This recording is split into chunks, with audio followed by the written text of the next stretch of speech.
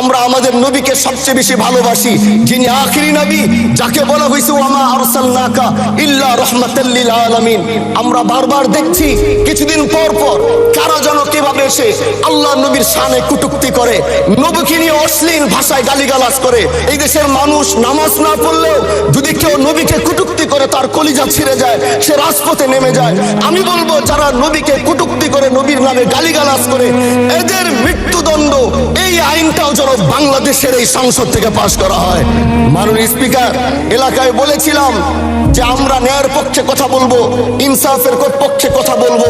তখন অনেকে হাত ধরে বলেছিল, হামজালা ভাই জাতীয় সংসদে যখন যাবেন একটু বললেন হাদি হত্যার বিচারটা যেন হয়। ন্যায়ের পক্ষে কথা বলেছিল, ইনসাফের আওয়াজ দিয়েছিল।